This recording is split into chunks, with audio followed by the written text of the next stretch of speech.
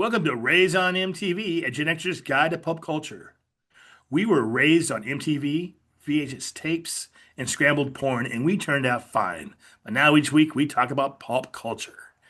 I am your co-host Monty Griffin, and with me is Neil Sean of the 1980s. That's right, I'm talking about Eric Swaney. How are you, sir? I'm doing okay. I was really hoping to be the Steve Perry, but I'll take. But Neil Sean's awesome. That Neil Oh, Sean's awesome, and also Raised on MTV, not to be confused with the Journey album Raised on Radio. right. Not to be confused on that. Eric, why did I pick Neil for you and not Steve Perry? Because one of them is actually still in Journey. Yeah, Neil Sean is still in Journey, or the karaoke version of Journey, featuring Arnel Pineda. And everyone goes, well, he's been longer the lead singer than Steve Perry was. Well, yeah, but every album they tried to release with him as the lead singer with original music, wah wah wah. That's like the Muppets singing "Islands in the Stream" of Sabrina Carpenter. Wah Oh, wah. I hear some in my head. I yeah. think I've watched that way too many times. Okay, Eric. There's some news this week for like an hour and a half that got people kind of happy, and then Eric, it didn't. Then people got some unhappy. But Eric, what was the news? I think I sent you this link. I don't know if you knew about before I sent you or not. Yeah, you did send it, and it was, people were reporting rumors spread that Journey, who are embarking Journey featuring Arnel Pineda. I'm gonna always say it's kind of like Queen with that guy from American Idol. Um, Journey featuring Arnel Pineda, they're embarking on their final tour. What they're considering their final tour, and rumors started spreading that they had asked Steve Perry to join them on that tour, maybe to just do a couple songs, kind of like Lou Gramm showed up for Foreigner. Right. Um, and anyone who's been following Steve Perry, who knows Steve, 73-year-old Steve Perry can't quite hit those notes anymore. And he has his own thing going where he's doing Christmas music, and he released an album a few years ago. But he has a certain range he can be in, and that's about it. And he's repeatedly said, "I'm done with Journey," and I appreciate it. But so they released this rumor saying that he was coming. He's probably going to show up on the tour, and they invited him to be there. And then about an hour later, C. Perry said this. While I'm always grateful for the love people still have for Journey, the rumors about me rejoining the band are simply not true. I just gently want to put them to rest. Yep. And that's that.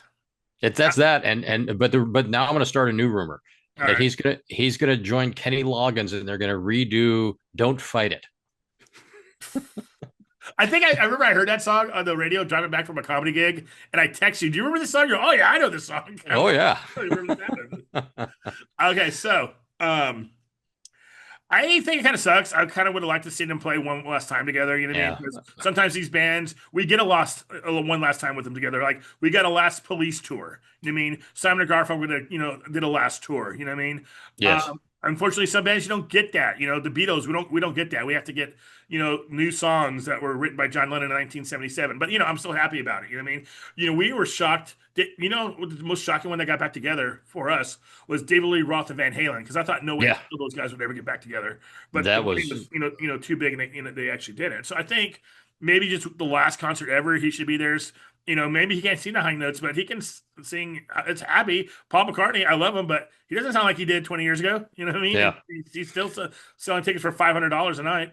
It would have been nice at the at when they were finally inducted into the Rock and Roll Hall of Fame. Maybe he had done a couple songs with them there, I agree. but he showed up. But Yeah. it, He left the band in 1997. They did an album. They're supposed to do a tour, and then he supposed to have hip replacement surgery, and then he mhm. waited, and then I don't think he wanted to tour, and they got all kind of mad about it because they lost some money, and then they have been contentious ever since.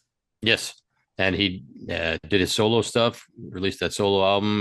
Not the O'Sherry one, but the Well, that's the only one that matters. he did. No, the second one was pretty good. And then did Trial by Fire with them. Like you said, they had the hit "When You Love a Woman" All off right. that one, and they toured and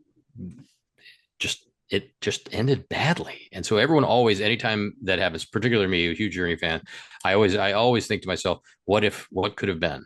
But you know what? Sometimes things are meant to be. I mean, like you said, we get it would be nice because we occasionally get tours, final tours with the complete band. That Van Halen is a great example because that was a great tour and a great Yeah. album they released. Another different kind of truth. But with Journey, you get an opportunity to hear the voice one more time.